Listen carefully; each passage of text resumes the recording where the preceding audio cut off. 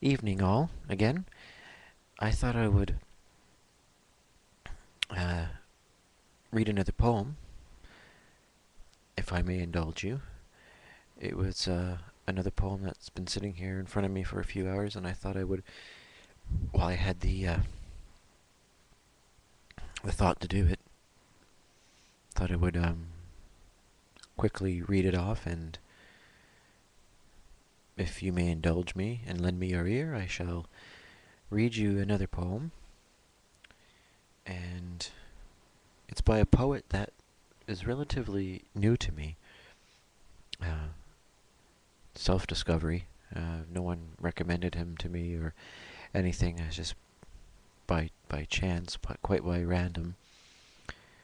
He's got a rather, I guess, interesting cult following, I suppose now. But he's not really one that you would, I guess, bring up in social circles, and I guess those elevator conversations. Not that one talks about poetry in elevator conversations, not that one talks at all in elevators, which I've always found bit a bit bizarre. Like everyone's all uncomfortable at once. I'm not really feeling at home. Um, the poet is James Wright, and uh, as far as I know about him, he was from Ohio and passed away in 1980 due to tongue cancer. And I guess the ironic thing about it all is that the church that his service was in was the same church that his wedding service was in. I guess that's the irony of it all. It's like returning home, you know. It's basically that's what the poem's about. Strange how that slipped out. The poem, I get the gist of it is that it's a return to to the roots, to the beginning, and or perhaps the realization of the imminent return. And that just makes me think even more that everything in its way is interconnected, and it's quite interesting if you sit and think about it. But for today, I've done enough sitting and thinking. Boy, have I ever. My head's swimming. So, the poem is called Lying in a Hammock at William Duffy's Farm in Pine Island, Minnesota, by James Wright. Over my head I see the bronze butterfly asleep on the black trunk, blowing like a leaf in green shadow. Down the ravine behind the empty house the cowbells follow one another into the distances of the afternoon. To my right, in a field of sunlight between two pines, the droppings of last year's horses blaze up into golden stones. I lean back.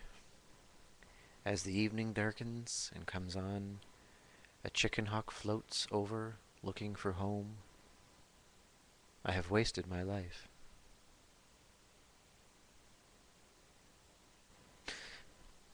I'm not a very proficient reading aloud of poetry. It sounds so much better and clearer and more thought-provoking in my head as I'm reading it to myself, that is.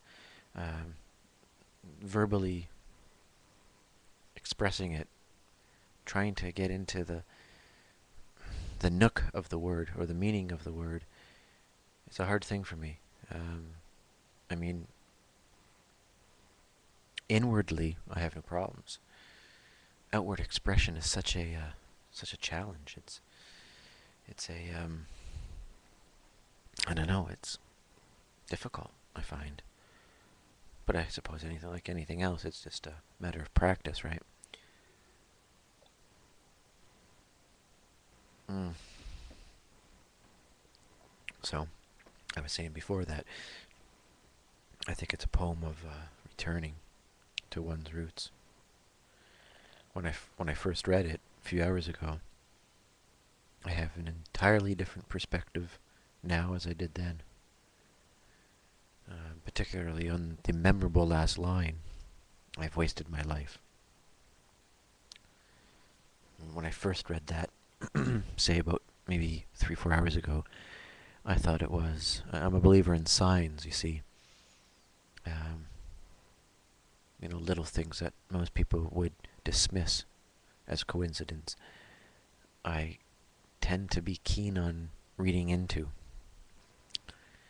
and thinking it's most of the time more than what it is, which is completely missing out on the meaning. But as I say, when I read that a few hours ago, I've wasted my life.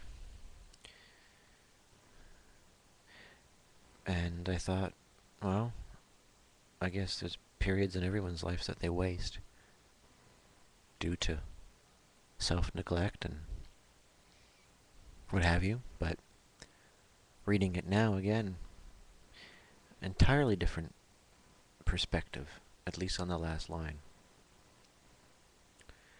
And I'm sure anyone out there that has any kind of concept or appreciation of verse, or someone that reads a lot, can understand the subtle intricacies that I am trying to, I guess, convey. I don't know. I haven't really slept all that much, and I'm a little worn out and burnt out physically. And sometimes things don't come out the way I would like them to. However, that being said,